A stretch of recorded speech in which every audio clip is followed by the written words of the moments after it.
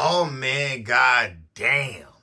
So Joe Budden was reluctant to give his opinion on Diddy. Early on when the Diddy lawsuit hit, Joe Budden was real reluctant to speak about the situation. He felt like Diddy might still come back. Diddy might still make a comeback. Diddy might still reign in power. And if that happens, I don't want to be on the opposite side. I don't want to be somebody that talked about him when they thought he was going to be down. So Joe Budden reserved his opinion on Diddy and the lawsuit and all of that.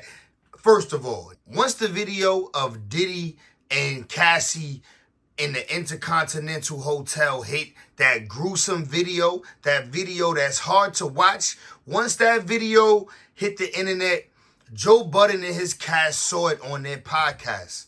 However, they did respond to it during a podcast episode, but they deleted what they said originally about Diddy. Joe Budden's excuse was, Joe Budden said he didn't feel like they shed enough light on the Diddy situation and spoke on it long enough or gave a good enough take. My opinion is, you can make a take this week. You can make a take next week. We're going to keep making takes about this Diddy situation until it's figured out. There's a whole bunch of nastiness and disgustingness in this Diddy lawsuit. And after seeing the video of physically seeing Diddy pulverize Cassie, after seeing that video, you would think that Joe Budden would want to get a statement out. However, it took him a whole nother week. He waited till the following podcast episode dropped to speak on the Diddy situation after he calculated his thoughts, thought of what he wanted to say instead of just speaking from the heart. Now, after all of that, I rock with Joe Budden, gang. I rock with Joe Budden, man. I ain't gonna lie. I like his podcast, all that. You know what I'm saying? But after he decided to speak out on Diddy, this is what he said. We're starting with the news that CNN broke last week, where they obtained hotel footage of Puff violently, graphically stalking and attacking Cassie. If that other angle come out, maybe kidnapping as well. But when it turned the corner, we don't get to see. But you ran a long way down that hallway, and if you dragged her even 4 more feet, we now include kidnapping. That was disgusting, what we all had to witness. That was almost unbearable to watch. I'm certain that was triggering for a lot of people. Absolutely. A lot of people that saw it. And that was Friday. I assumed that he would go and just hide somewhere. But why would you do that when you are just a glutton for attention?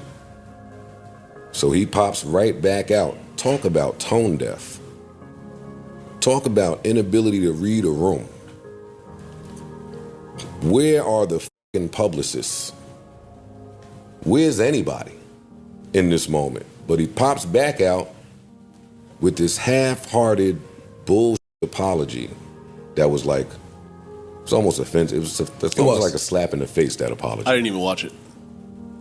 I don't need to hear from him. I mean, I watched it because it was quick. It wasn't even, he didn't even try to put some sincerity into this thing. That CNN Puff story broke as we were recording. Literally. And while we did touch on it, when I listened back, I didn't feel like enough time was devoted to just how much of a fucking lunatic that nigga looked like and what that means industry-wide for all parties involved. I think this broadcast is too big and comes with a great responsibility in matters like this. And I know that a lot of the music industry listens to this podcast. And I don't think this is the last of it, nor do I think that he is the only one. So at any point we want to start having some uncomfortable conversations. Not only am I down for it, but I'm down to initiate it. Because this is a mess out here. And he looks like a nut. He looks like a complete monster. Just a complete evil piece of shit. What I saw on that video, as horrific as it was, lends a lot of credence to anything horrific I've ever heard. Mm-hmm. Yep. And that's the uncomfortable spot. Well, it's all uncomfortable, let me be clear. Mm-hmm. But maybe he was unaware of some of the things that were out there about him, that real niggas is just running around saying, nah, shit sounds so crazy. When you hear about people blowing up cars, it sounds like some movie shit. Mm-hmm. I need footage, I need something. When you start hearing about some of the other things we've heard about, I think that video allows for everything to be back on the table. Anything that you've ever heard now is just on the table. You lying sack of. You know this. And you tone deaf, and you so tone deaf, you on Instagram saying like time will tell the truth. And everybody. You don't know when to shut the up. After Joe Budden decided to speak on Diddy, one of his exes, Tahiry, came out to make a statement. Tahiry, Jose, steps into the shade room and calls out Joe Budden after he speaks on Diddy apology. The real Tahiry speaks. F out of here. Who? The irony. This is so triggering, Joey.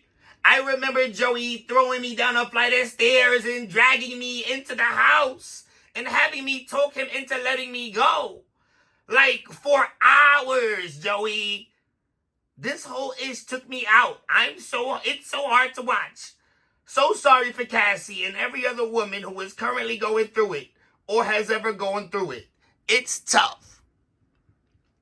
Listen, man, Tahiry speaks, bro. Tahiry speaks. Now, we all know that Joe Budden and Tahiry have a history relationship. We all know that they was on Love and Hip Hop together. They got a history. They even still, if you hit oldest videos on Joe Budden's current channel where his podcast is hosted, him and Tahiry still have videos up of their like times as a couple in their relationship. Tahiry and Joe Budden got a long, long history. I don't know how true these claims that Tahiry is making are, but I'll just say this isn't the first time Tahiry has made these claims. Knows that you're going to therapy, knows that you've been hurt by men before, but using that as ammo. So your previous relationship, where you had domestic violence, that was with Joe?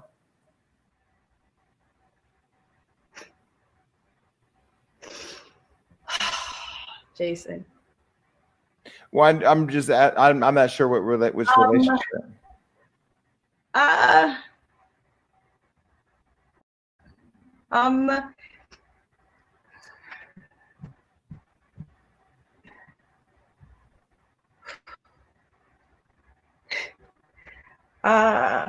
Shit. Jason, that's a whole nother show, because it's hard to, how do you heal from something that you watch somebody lie about for so many years? Mm-hmm.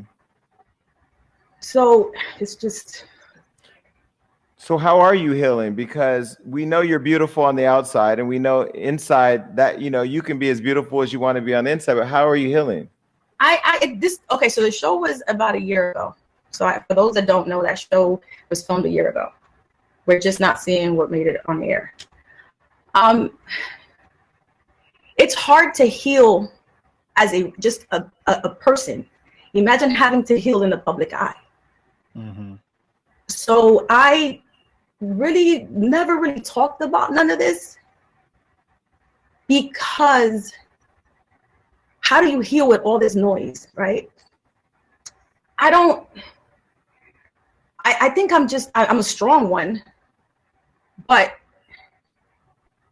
it's really painful to watch men do what they do, and then because they have a platform, lie about it to your face. Now listen, I'm just showing you some background information, some background history.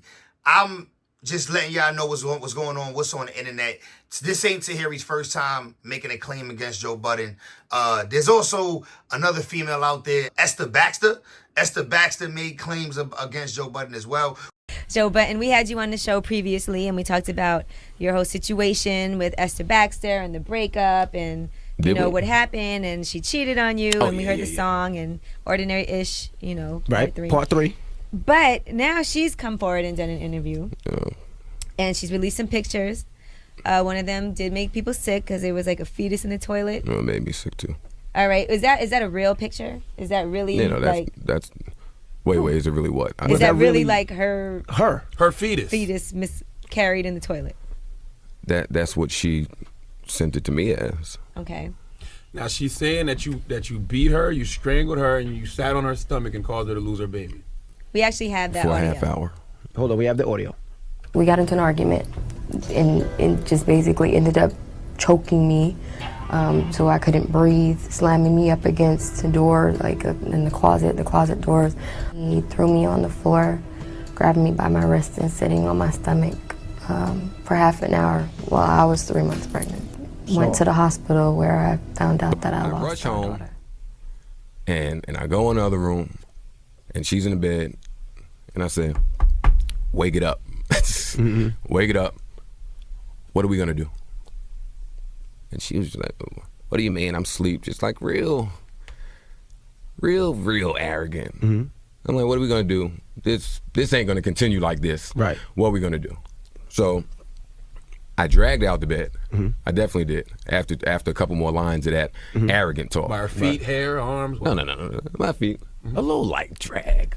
Nothing. Came home, we wanted to have a conversation with Esther Baxter. Little light you drag out the off bed. a nice king size on a beautiful plush carpet. Okay. Like, please. Okay.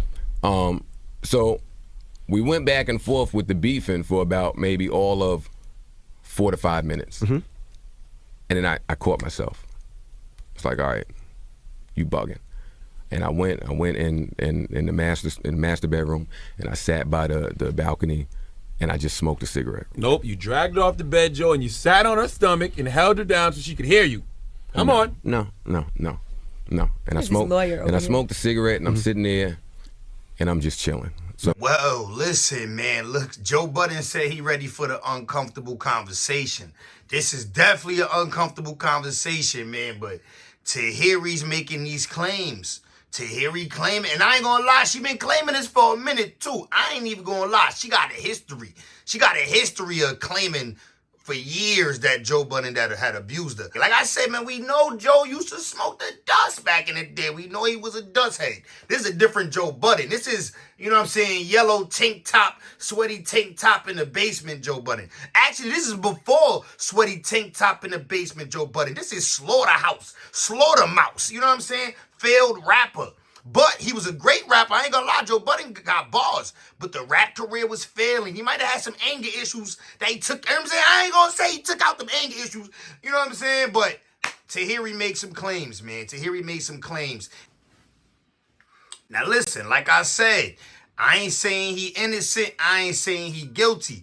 But we gotta talk about these claims and this history that's right there on the internet of Shorty claiming this, you know what I'm saying? Now, this could just be a bit of X, you know what I'm saying? You know, Joe Budden done upped his life, upped millions. Like, he wasn't no millionaire when he was with her.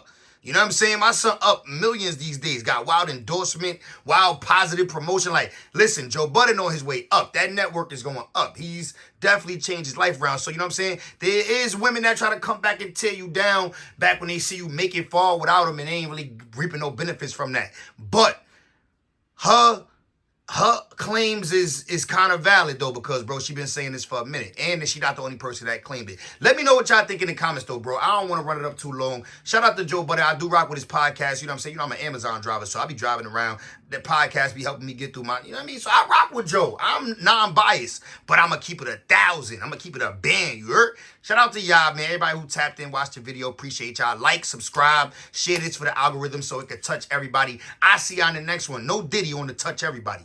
I'm going to see y'all in the next one.